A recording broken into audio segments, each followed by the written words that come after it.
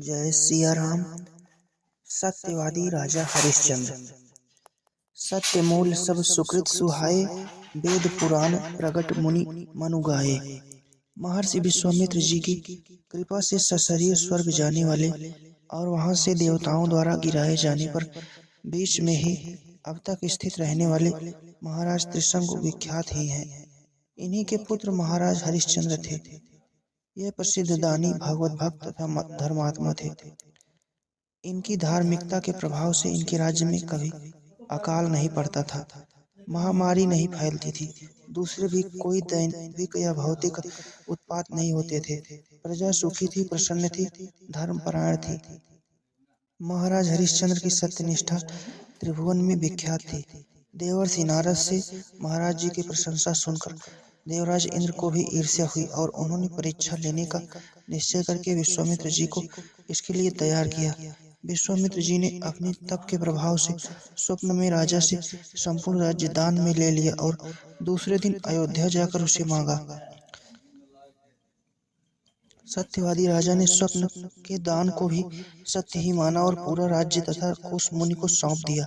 हरिश्चंद्र जी पूरी पृथ्वी के चक्रवर्ती राजा थे। राज्य तो दान हो गया। शास्त्र कहते हैं कि काशीपुरी भगवान शंकर के त्रिशूल पर बसी है, अतः पृथ्वी के राज्य में उसे नहीं गिना जाता। हरिश्चंद्र ने काशी जाने का निश्चय किया।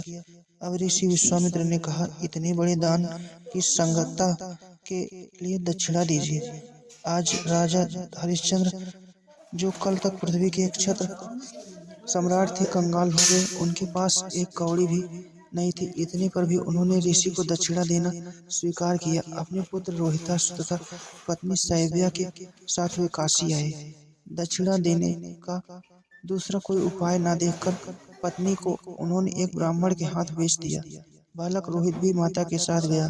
विश्वामित्र जी जितनी दक्षिणा चाहते थे वह इतने से पूरी नहीं हुई। राजा ने अपने को भी बेचना चाहा। उन्हें काशी के एक चांडाल ने श्मशान पर पहरा देने के लिए और मृतक कर वसूल करने के लिए खरीद लिया। इस प्रकार हरिश्चंद्र ने ऋषि को दक्षिणा दी। सोना अग्नि में पड़कर जल नहीं जाता, वह और चमकने लगता है। इसी प्रकार संकटों में पड़ने से धर्मात्मा पुरुष धर्म से पीछे नहीं हटते।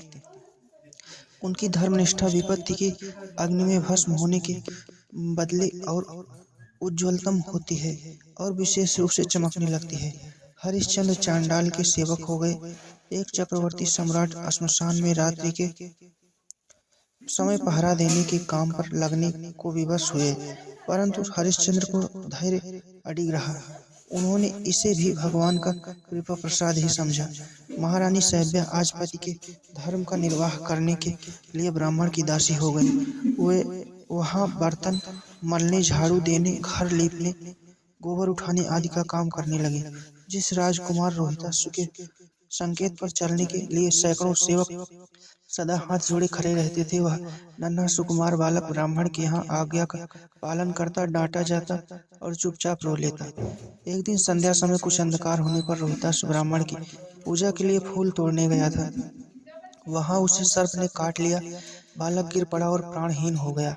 बेचारी सैव्या, वह जब महारानी थी तब थी, आज एकमात्र पुत्र मरा पड़ा था।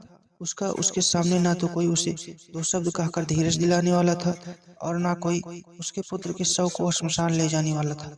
रात में अकेली रोती बिलखती बेचारी अपने हाथों पर पुत्र के देह को लेकर उसे जलाने शमशान गई। विपत्ति की यही अंत नहीं हुआ। शमशान के स्वामी चांडाल ने हरिश्चंद्र को आज्ञा दे रखी थी, बिना कर दिए कोई भी लाश जलाने ना पाए।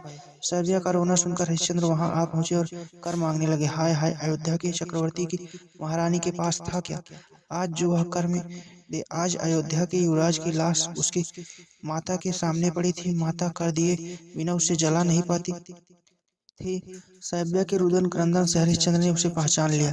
इतनी भयंकर स्थिति हो गई, अनुमान किया जा सकता है। पिता के सामने उसके एकमात्र पुत्र का देह लिए पत्नी रो रही थी और पिता को उस कंगालिनी से कर वसूल करना था। बिना कर लिए अपने ही पुत्र के शरीर का दाह रोकना था उन्हें।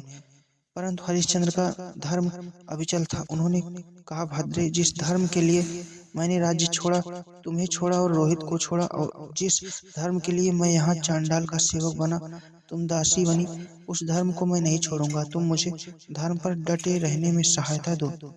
सभ्य प्रतिबद्धता थी। पति की धर्म रक्षा के लिए जिस महारानी ने राज्य छोड़कर दासी बनना तक स्वीकार किया था, वे पति के धर्म का आदर न करें, यह कैसे संभव था। परंतु आज माता के सामने उसके पुत्र का निर्जीव शरीर था और उसे दाह करना था। पति का धर्म कर मांग रहा था और देने को क्या रखा था वहां।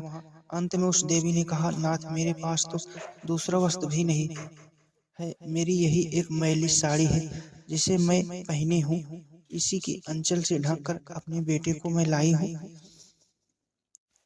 आपके पुत्र के देह पर कफन तक नहीं है, आप मेरी इस साड़ी को ही आधा फाड़ कर ले लें। कर के रूप में हरिश्चंद्र ने इस दशा में भी साड़ी का आधा भाग लेना स्वीकार कर लिया। जैसे ही सैव्य ने साड़ी फाड़ना चाहा, स्वयं भगवान विष्णु प्रकट हो गए। वहाँ सत्य और धर्म भगवान का स्वरूप है। जहाँ सत्य तथा धर्म है, वहीं स्वयं भगवान प्रत्यक्ष है। देवराज इंद्र तथा विश्वामित्र जी भी देवताओं के साथ वहां आ गए। धर्म ने प्रकट होकर बताया कि मैं यहाँ स्वयं चांडाल बना था। इंद्र ने अमृत वर्षा करके कुमार रोहितास को जीवित कर दिया। भगवान ने हरिश्चंद्र को भक्ति का वरदान दिया। इंद्र ने उनसे पत्नी के साथ सशरीर स्वर्ग चलने की प्रार्थना की। हरिश्चंद्र ने कहा, मेरी प्रजा मेरे वियोग में इतने दिन दुखी रही, मैं अपने प्रजाजनों को छोड़कर स्वर्ग नहीं जाऊंगा। इंद्र ने कहा, राजन, आप कितने पुण्य है कि आप अनंत काल तक स्वर्ग में रहें। यह तो भगवान का विधान है। प्रजा के लोगों के कर्म भिन्न भिन्न हैं, सब एक साथ कैसे स्वर्ग जा सकते हैं। राजा हरिश्चंद्र ने कहा, मैं अपना समस्त पुण्य अपने प्रजाजनों को देता हूँ, मैं स्वयं स्वर्ग जाना नहीं चाहता। आप उन्हीं लोगों को स्वर्ग ले जाएं, मेरी प्रजा के लोग स्वर्ग में रहें, मैं उन सब के पाप भोगने के लिए अकेला नरक जाऊंगा।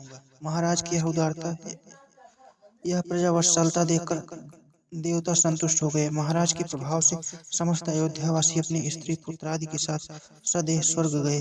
पीछे विश्वामित्र जी ने अयोध्या को फिर से बसाया और कुमार रोहितास को वहां सिंहासन पर बैठाकर संपूर्ण पृथ्वी का एक छत्र सम्राट बना दिया। जय सिया राम, जय सिया राम, जय सिया।